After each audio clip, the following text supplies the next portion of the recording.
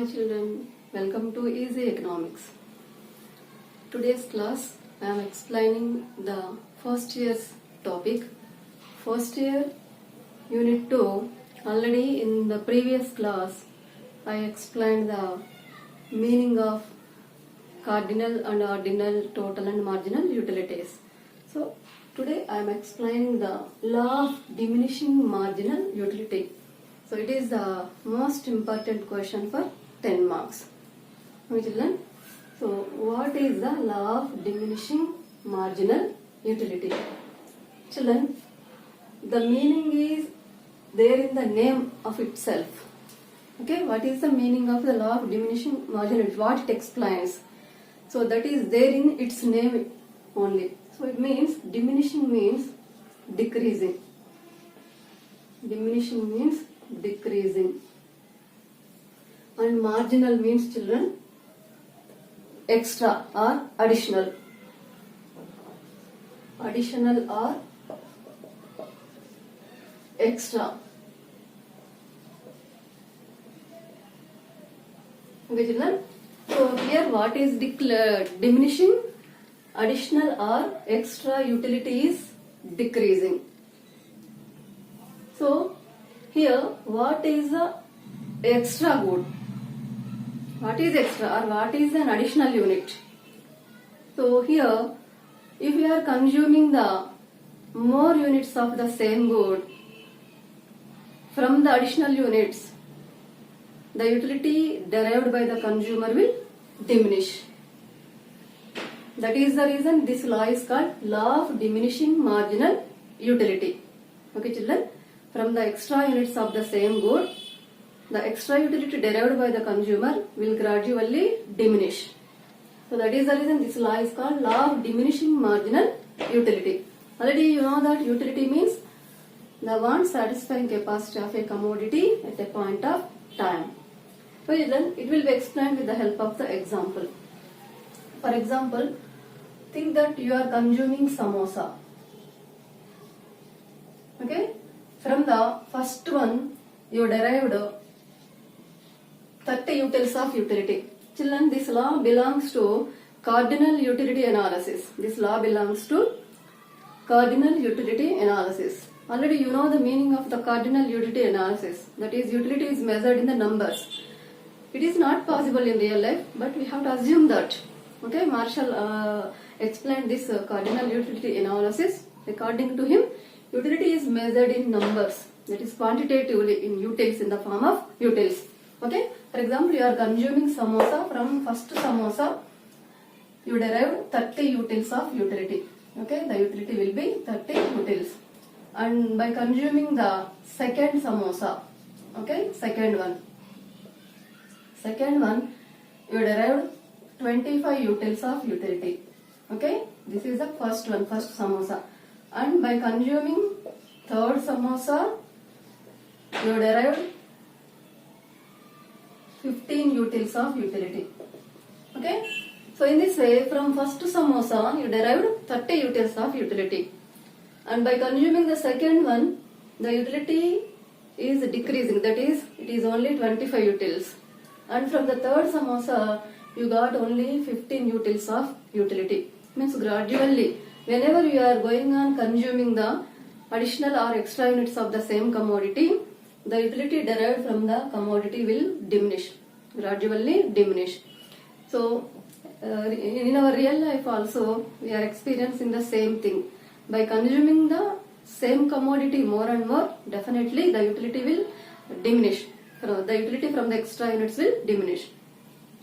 Okay, so in this way it explains that is, whenever a consumer is consuming the more units of the same commodity, so then the additional utility derived from the additional units will gradually diminish. Okay, children, that is explained by this law. And also this law explains the relation between the utility and quantity of the commodity.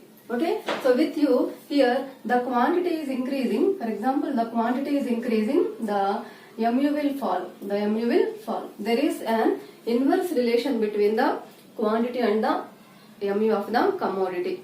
So the diminishing relationship between the quantity and the utility is explained. That is, inverse relation between quantity and the marginal utility of the commodity is explained by this law. Okay, with you, if the quantity is increasing from the additional units, quantity of the commodity is increasing from the additional units, the additional utility which you are deriving will gradually diminish. Okay, so in this way, this law explains the relation between the quantity and utility of the same good, and also if you are consuming the same good more and more from the additional units, definitely the additional utility derived by you will gradually diminish. For example, if you like samosa more and more, and also by consuming the samosa one after one, without any time gap, if you are consuming the samosas, definitely from the additional units, the additional utility you derived will go on diminish. And that is explained by this law. Okay, children, and this law was first introduced by, this concept was introduced by H. Gaussen, Hermann Heinrich Gaussen introduced this law, that is concept. He stated that if a consumer is consuming the more units of the same commodity from the additional units, the additional utility derived by the consumer will gradually diminish. So he stated that is law, the statement, but he did not explain the law, that is scientifically. Okay, H. Gaussen introduced this law in the year of 1854. After that, Alfred Marshall, by using cardinal utility analysis, Alfred Marshall developed this law in a scientific way. First introduced by Gaussen, later Marshall developed it in a scientific way in the year of 1890. Okay, and Jevons stated that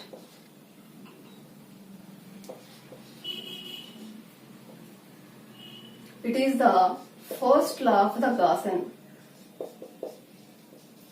It is the first law of Gaussen. So the law of diminishing marginal utility belongs to consumption. So consumption means, children, to satisfy our wants, we are using the commodities and services also. So that is called the consumption. Okay, to satisfy our endless wants, we are consuming the goods and services.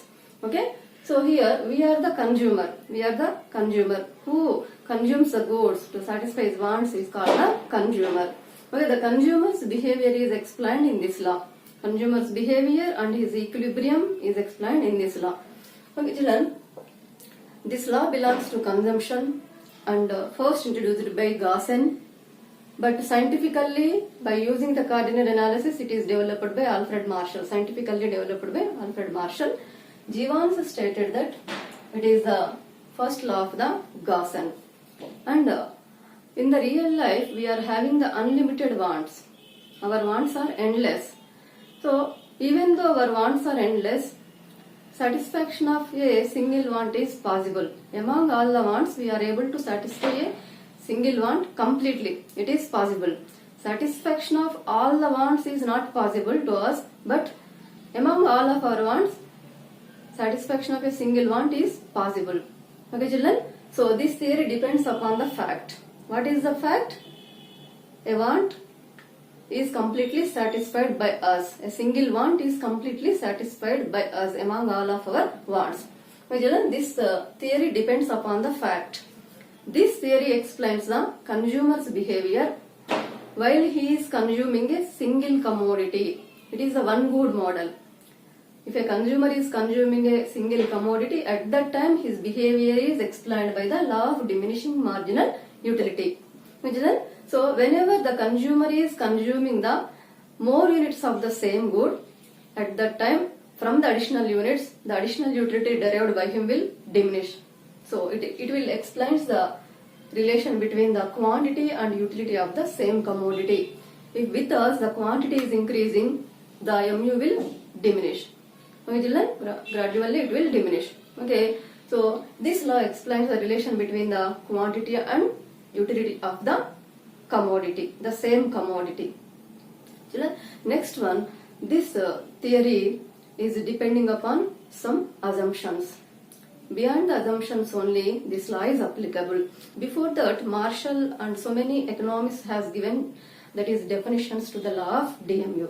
Okay, so according to Alfred Marshall, if a consumer consuming the same units of more units of the same commodity, that is with him the stock of the commodity is increasing, at that time from the additional units, the additional unit derived by him will gradually diminish. Okay, this is a statement given by that is definition or statement given by the Alfred Marshall. Okay, next one, this theory depending upon some assumptions. Beyond the assumptions only, this law is applicable. Okay, without the assumptions, this law is not having the applicability. Okay, children, the assumptions are nearly 10 are there. Okay, the first one, rationality, means consumer behaves in a rational way, means always he try to get the maximum satisfaction. Either spending less amount of money, he try to get maximum satisfaction, more satisfaction, or putting a little bit of efforts, he will try to get more result. For example, before the exams, you don't work hard, but you will expect the top marks, like that. So here consumer is a rational, is having a rational behavior.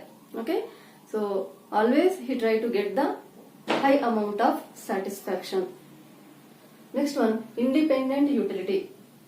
Children, here the utility of a commodity depends upon the quantity of the same commodity. For example, in this theory, I am using the example that is samosa. Okay, samosa is the example. Okay, now the utility of the samosa will depend upon the quantity of samosa only. Okay, so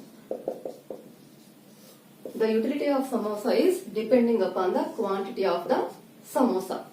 But the utility of samosa is not influenced by the other things.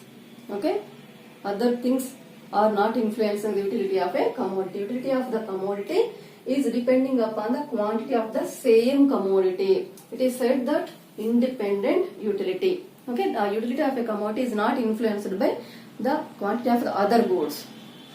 Next one, cardinal measurement of utility. Already you know the meaning of the cardinal measurement. Means utility is measured in cardinal numbers. 1, 2, 3, 4 are the cardinal numbers. Utility is measured quantitatively. Already here I explained you by consuming, it is not there, by consuming first samosa, that is consumer derived 30 utils of utility, like that. Okay, by consuming second one, 25 utils of utility, means utility is measured in the cardinal numbers, that is quantitatively. In the real life, children, it is not possible. But Marshall assumed that is Marshall explained like this. Okay, so that is the reason we have to follow that is cardinal utility analysis. Okay, so in the real life it is not possible, but according to cardinal utility analysis, utility is measured in numbers, that is quantitatively. Okay, so that is said that cardinal measurement of utility. Utility is measured in numbers or quantitatively, that is in the form of the utils. Constant marginal utility of money. Children, here already I explained you, when we are consuming the more units of the same commodity, the MU from the additional units, marginal utility from the additional units will diminish. But here in the assumptions, Marshall stated that marginal utility of money is constant. It means if we are spending more money, the MU of money doesn't fall.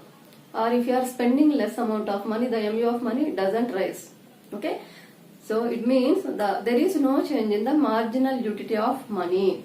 It will be constant, neither increases nor decreases. Next one, homogeneous goods. The goods used are identical, means in the quality and in the quantity, all the units are same. For example, if you are consuming the samosa, all samosas are in the same size and same quantity, means same quality also, same taste also. Okay, like this.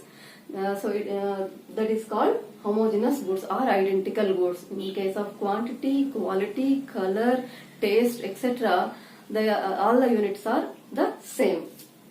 Next one, full knowledge of the market. So consumer is having the full knowledge about the market, means the price of the good, the quality of the good, the supply of the good. He will know about the total information regarding the market. And uniform size of goods. The goods which are consumed by the consumer in this theory must be the uniform size, means neither the size of the commodity is neither too big nor too small. For example, children, if you are thirsty, so you will drink the water with a glass. That is the uniform size. Otherwise, if you are drinking the water with the spoon, the size is too small. And if you are drinking the water with the pot, the size is too big. Like that, the size is neither too big nor too small, the commodity size. Okay, the size must be in normal size, that is uniform size. Okay, like that, the commodity must be in uniform in size. All the units must be in the same size. Next, no time lag. Here, for example, in this theory, if your consumer is consuming the samosa, okay, whenever he consuming the samosa, one after one he continuously have to consume. So otherwise, if he is giving the time gap between the consumption of one samosa to another, so MU doesn't diminish. For example, children, the consumer is consuming one samosa morning and one afternoon, one evening. At that time, MU doesn't diminish. Okay? So that is the reason, if the consumer is giving the time gap of his consumption of the commodity, this law is not applicable. Okay, without giving any time gap, he has to consume the all units of the same commodity continuously without giving any time gap. Then only this law is applicable. Then only MU will diminish. MU from the additional units will diminish. Next one, no change in consumer's behavior. In this law, while studying this law, there is no change in the consumer's taste, preference, and income. Consumer's income also doesn't change. His taste and preference also doesn't change. Means if he is consuming the samosa in this theory, he is willing to consume samosa only. Samosa only. He is not willing to consume the other things. Okay. So his taste, preferences, and income all are remaining constant. Next, divisible commodity. This law is applicable in case of the divisible goods only. Means, for example, samosa, making it into small pieces, also we are able to derive the utility from the samosa. For example, a durable good fan. So, by making the fan into 10 pieces, does we are able to derive the utility from the fan? No, it is impossible. So, it means by dividing the commodity into small pieces also we are able to derive the utility from the commodity. So, to that commodities only, that type of goods only this law is applicable. Okay, children, here by dividing the samosa we are able to derive the utility from the pieces. So, in case of divisible commodity only, this law is applicable. Okay, children, these are the assumptions of the law of diminishing marginal utility.